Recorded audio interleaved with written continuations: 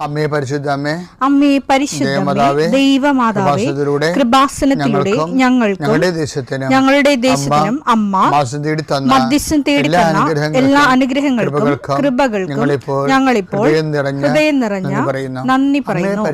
അമ്മേ പരിശുദ്ധമ്മേ ദൈവമാതാവേ, 2004 ഡിസംബർ 7 ഉച്ചകഴിഞ്ഞ് 2:30 കൃപാസനത്തിൽ സംഭവിച്ച അമ്മയുടെ പ്രത്യക്ഷപ്പെടലിനെ കുറിച്ച് തിരുസഭയ്ക്ക് സമർപ്പിച്ചിരിക്കുന്ന പഠനരേഖകളുടെ മേൽ സഭാത്മകമായ പഠനം ആരംഭിക്കുവാൻ ഞങ്ങൾ പ്രാർത്ഥിക്കുന്നു.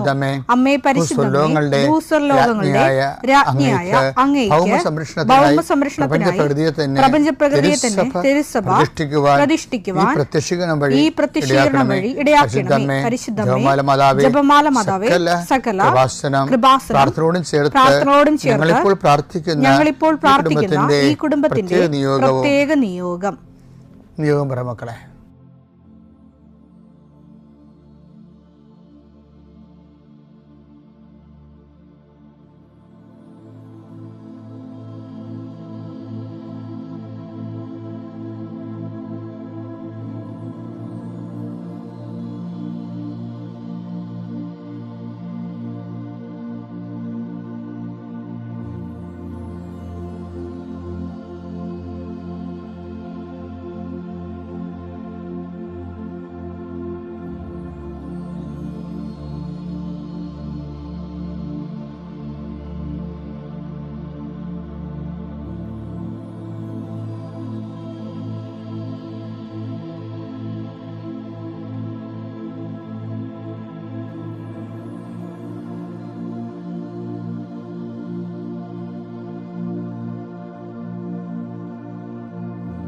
അമ്മയുടെ പ്രത്യക്ഷീകരണത്തിന്റെ ഈ അനുഗ്രഹവേളയിൽ ഞങ്ങൾക്ക് സാധിച്ചു തരുവാൻ കനിയണമേ.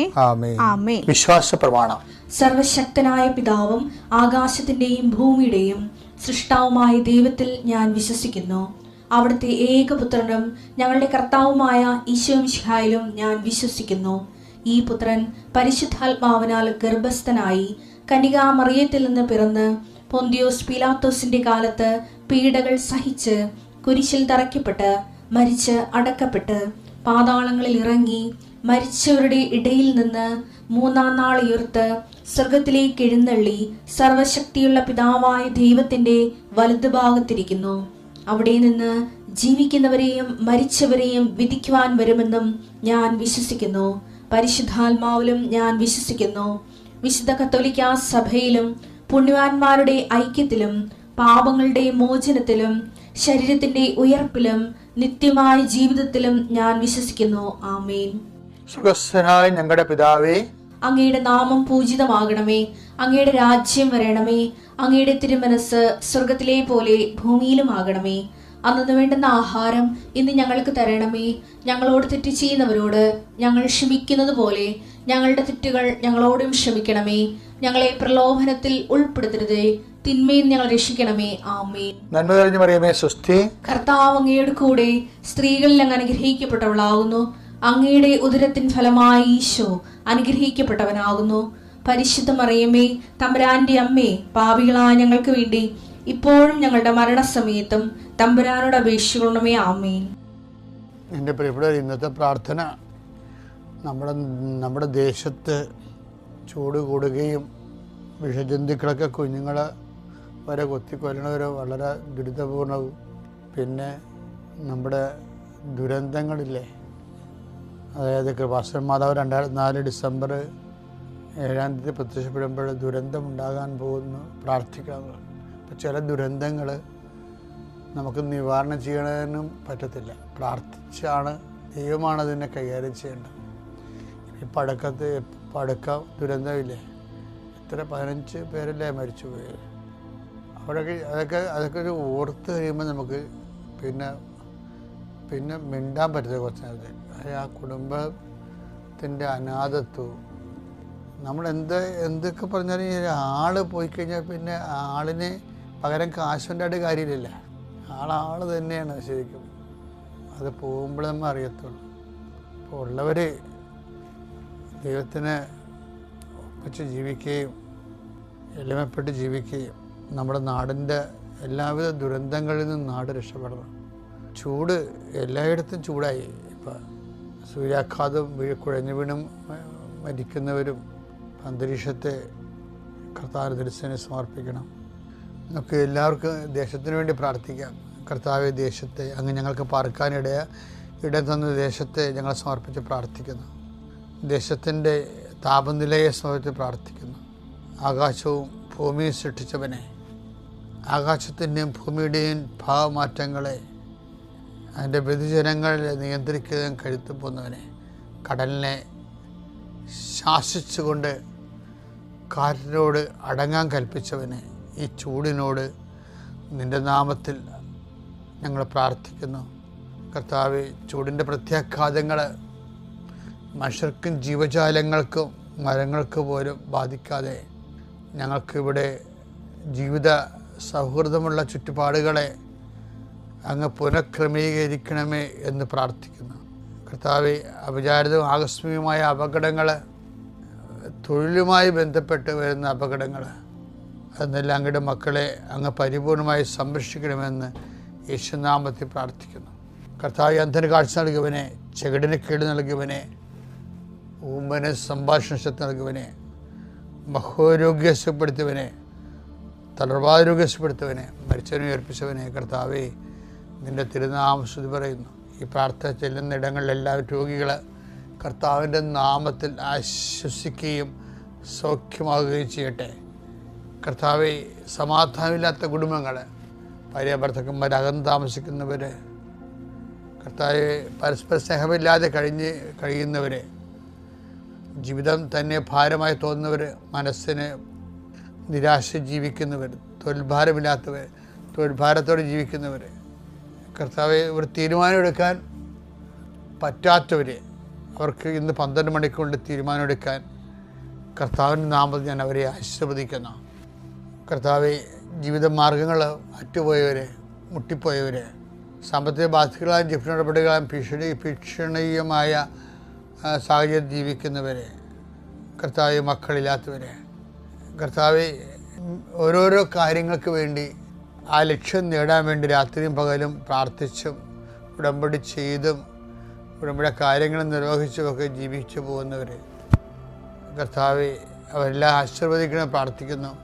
എൻ്റെ കർത്താവിൻ്റെ ഉന്നതമായ നാമത്തിൽ സഭയുടെ അധികാരത്തിൽ കുരിശിൻ്റെ അടയാളത്തിൽ യാത്രക്കാരെ ആശീർവദിക്കുന്നു, ഇൻ്റർവ്യൂ ഉള്ളവരെ ആശീർവദിക്കുന്നു, പരീക്ഷക്കാരെ ആശീർവദിക്കുന്നു, പരീക്ഷ റിസൾട്ട് പ്രതീക്ഷിക്കുന്നവരെ ആശീർവദിക്കുന്നു. ഉന്നതമായ റിസൾട്ടിനാൽ കർത്താവ് നിന്നെ ആശീർവദിക്കട്ടെ, നിന്നെ അനുഗ്രഹിക്കട്ടെ.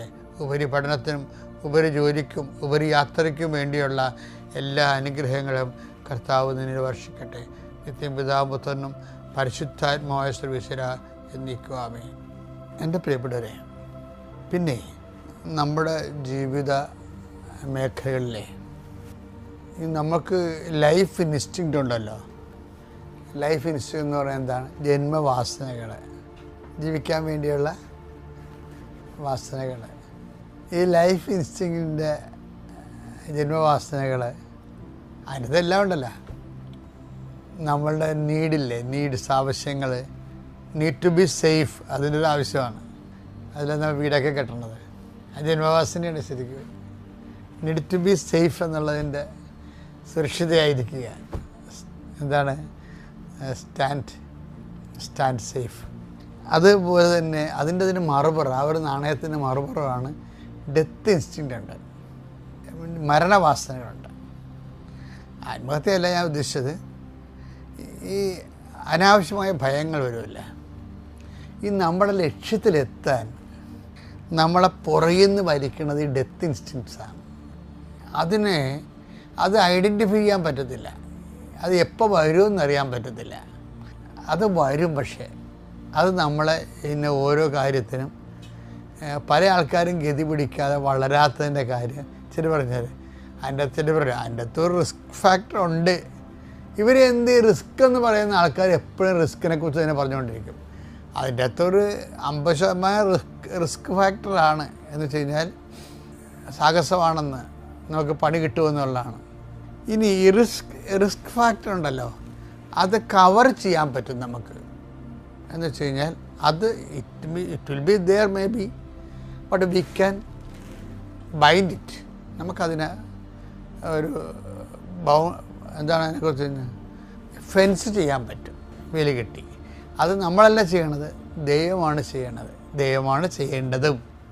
അതുകൊണ്ടാണ് ചോദിച്ചപ്പോൾ നിങ്ങൾ സർപ്പങ്ങളെ കയ്യിലെടുക്കും എന്നൊക്കെ പറയത്തില്ലേ, സർപ്പങ്ങളെ കയ്യിലെടുക്കും. അപ്പോൾ സർപ്പങ്ങളെ കയ്യിലെടുക്കാതെ ജീവിക്കാമെന്ന് പറ്റത്തില്ല.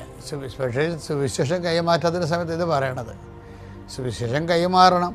അപ്പോൾ സർപ്പങ്ങളൊക്കെ പൊങ്ങി വരും, അവരെ നമ്മൾ കയ്യിലെടുക്കണം. അല്ലാതെ അവിടെ കഴുത്തേക്ക് കയറിയിട്ടില്ല ഞങ്ങൾക്ക് ഇഷ്ടമുള്ള ഇത് ഇന്ത്യൻ ഭരണഘടനയാണ്, ഇവിടെ എല്ലാവർക്കും മതസ്വാതന്ത്ര്യമുണ്ട്, അങ്ങനെയൊന്നും വലിയ ഡയലോഗൊന്നും പിടിച്ചു പോകേണ്ട കാര്യമില്ല. You just pray over it. ഇപ്പോൾ ചില ആൾക്കാർ പറഞ്ഞില്ലേ, ഞങ്ങളെ ആശുപത്രിയിൽ പത്രം കൊടുക്കാൻ അവർ സമ്മതിച്ചില്ല, ഞങ്ങളെ പറഞ്ഞ് പുറത്താക്കി. അപ്പം ഞങ്ങൾ വെയിലത്ത് നിന്ന് കൊന്തയും ചൊല്ലിയിട്ട് പഠിക്കാൻ നിന്ന് കൊടുത്ത് തീർക്കും, അത്രയേ ഉള്ളൂ കാര്യം. പക്ഷെ അവർ വെയിലത്ത് നിന്ന് നമ്മൾ കൊന്തയിലണ കാണുമ്പോൾ അവർക്കൊരു നമ്മളോടൊക്കെ ഒരു സഹതാപം. അത് വേറെ ആരും ഉപദ്രവിക്കാൻ വന്നതല്ലല്ല. അത് പറയുമ്പം കൊടുത്തുള്ളൂ കേട്ടോ, എപ്പോഴും ഇത് വേണ്ടേ എന്ന് പറഞ്ഞിട്ട് എന്നാൽ കൊടുക്കാൻ അനുവദിക്കും. അത് സർപ്പങ്ങളെ കയ്യിലെടുത്ത് എന്താ കാര്യം, അവർ വെയിലത്ത് നിന്ന് കൊന്തയിലണത് ഈ പുറത്താക്കിയ സെക്യൂരിറ്റി കണ്ട്, അതാണ് വിഷയം. അപ്പം ഇത് ഈശോ പറഞ്ഞതാണ്, സുവിശേഷകൻ്റെ ഒരു മോഡ് ഓഫ് ആക്ഷനാണിത്. ലോകം മുഴുവൻ പോയി എല്ലാ സൃഷ്ടികളോടും സുവിശേഷം പ്രസംഗിക്കണം. പക്ഷെ അപ്പോൾ സർപ്പങ്ങൾ വരും, അവരെ നമ്മൾ കയ്യിലെടുക്കണം. പിന്നെ മാരകമായി എന്ത് കഴിച്ചാലും നിങ്ങൾക്ക് ഒരു ഉപദ്രവം ഉണ്ടാകത്തില്ല. എന്ന് വെച്ച് കഴിഞ്ഞാൽ കർത്താവിൻ്റെ നാമത്തിൽ ചെയ്യുന്ന ഒരു കാര്യത്തിനും ദൈവം അതിൻ്റെ ഉപദ്രവവശങ്ങൾ ദൈവം കൈകാര്യം ചെയ്യുന്നതിൻ്റെ അർത്ഥം. അപ്പം ആ ധൈര്യം ഉണ്ടാണ് നിങ്ങൾക്ക്. മർക്കോസ് 16:18 അവർ സർപ്പങ്ങളെ കയ്യിലെടുക്കും, അവർ സർപ്പങ്ങളെ കയ്യിലെടുക്കും, മാരകമായ എന്ത് കുടിച്ചാലും അതവരെ ഉപദ്രവിക്കുകയില്ല. അതവരെ ഉപദ്രവിക്കുകയില്ലെന്ന് വെച്ച് കഴിഞ്ഞാൽ അതിൻ്റെ ഉപദ്രവത്തിൻ്റെ ജീവിതത്തെ ഈശോ കൈകാര്യം ചെയ്തോളൂ എന്നതിൻ്റെ അർത്ഥം. എന്ന് വെച്ചാൽ എൻ്റെ അർത്ഥം എന്താണ്, ഞാൻ നിങ്ങളുടെ കൂടെ കാലത്തിൻ്റെ അവസാനം വരെ, ഇതിൻ്റെ കൂടെ വരേണ്ടതാണതേ, ഞാൻ നിങ്ങളുടെ കൂടെ ഉണ്ടാകും. മർക്കോസ് ലോകം മുഴുവനും പോയി സുവിശേഷം പ്രസംഗിക്കാൻ പറയുമ്പോൾ മത്തായി പറയും, പോകുന്നവൻ്റെ കൂടെ ഞാനുണ്ടാകും. സർപ്പങ്ങൾ കയ്യിലെടുക്കും നിങ്ങൾ, മാരകമായ എന്ത് കഴിച്ചാലും ഒരു ഉപദ്രവം ഉണ്ടാകത്തില്ല. മത്തായി 28:20 യുഗാന്ത്യം വരെ എന്നും ഞാൻ നിങ്ങളോട് കൂടെ ഉണ്ടായിരിക്കും. നിങ്ങളുടെ കൂടെ ഉണ്ടായിരിക്കണം. എന്ത് വകുപ്പിലാണ്? മത്തായി 28:19 ആകയാൽ നിങ്ങൾ പോയി എല്ലാ ജനതകളെയും ശിഷ്യപ്പെടുത്തുവിൻ, പിതാവിന്റെയും പുത്രന്റെയും പരിശുദ്ധാത്മാവിന്റെയും നാമത്തിൽ അവർക്ക് ജ്ഞാനസ്നാനം നൽകുവിൻ. ഞാൻ നിങ്ങളോട് കൽപ്പിച്ചവയെല്ലാം അനുസരിക്കാൻ അവരെ പഠിപ്പിക്കുവിൻ. യുഗാന്തം വരെ എന്നും ഞാൻ നിങ്ങളോട് കൂടെ ഉണ്ടായിരിക്കും. നിങ്ങളിപ്പോൾ ഇതിൻ്റെ അകത്ത് വരുന്നത് അവരെ വെള്ളമൊഴിച്ച് ജ്ഞാനസ്നാനപ്പെടുത്തണമെന്നല്ല എൻ്റെ അടുത്ത. ജ്ഞാനത്തിൻ്റെ സ്നാനം കൊടുക്കണം, അറിവ്, കർത്താവിനെ കുറിച്ചുള്ള അറിവ് അവർക്ക് കൊടുക്കണം. അതായത് ജ്ഞാനസ്നാനം, കർത്താവിനെ കുറിച്ചുള്ള അറിവ് കൊടുക്കണം. അങ്ങനെ അറിവ് കൊടുത്താൽ എന്തായാലും അതാണ്. പിന്നെ അടുത്ത വഴി എന്താണ്, ഞാൻ പഠിപ്പിച്ചുള്ളവരെ അവരെ അഭ്യസിക്കുവേൻ. അപ്പം അങ്ങനെ കൊടുത്താൽ ഗുണം എന്താ, അങ്ങനെ കർത്താവിൻ്റെ വിശ്വാസത്തെക്കുറിച്ച് നിങ്ങൾ പഠിപ്പിക്കുകയാണെങ്കിൽ, അവർക്ക് അറിവ് പറഞ്ഞു കൊടുക്കുകയാണെങ്കിൽ, യുഗാന്ത്യം വരെ നിൻ്റെ കാലത്തിൻ്റെ, നീ എന്നാ മരിക്കണത്, അതാണ് നിൻ്റെ യുഗാന്ത്യം. വേറെ ഒരു എസ്കത്തോളജി ഉണ്ട്, അതല്ല. നമ്മളെ സംബന്ധിച്ചിടത്തോളം നമ്മുടെ ഭൂമി, നമ്മുടെ ആകാശമുണ്ട്. അതെന്താ, അത് നമുക്ക് നമ്മളിവിടെ നിൽക്കുന്നിടത്തോളം കാലം എവിടെയാണ് നടന്നു തീരണത് അത് നമ്മുടെ ഭൂമി, എവിടെയാണ് നമ്മുടെ സമയം തീരണത് അത് നമ്മുടെ ആകാശം. അപ്പോൾ അതുവരെ ഞാൻ നിങ്ങളുടെ കൂടെ ഉണ്ടായിരിക്കും. അപ്പോൾ ഈ കർത്താവിൻ്റെ സാന്നിധ്യം ഉറപ്പ് വരുത്താൻ എപ്പോഴും പ്രേക്ഷിത പ്രവർത്തനമാണ് കേട്ടോ, വിശ്വാസ കൈമാറ്റമാണ്. അതിന് ഊന്നൽ നൽകാതെ നിങ്ങൾ വേറെ എന്ത് സാന്നിധ്യത്തെക്കുറിച്ച് പറഞ്ഞിട്ടും വലിയ കഥയൊന്നുമില്ല. അപ്പം അതുകൊണ്ട് സുവിശേഷം കൊടുക്കുക, കർത്താവിൻ്റെ സാന്നിധ്യം ഉറപ്പ് വരുത്തുക, പിതാവിൻ്റെയും പുത്രൻ്റെയും പരിശുദ്ധാത്മാവിൻ്റെയും നാമത്തിൽ.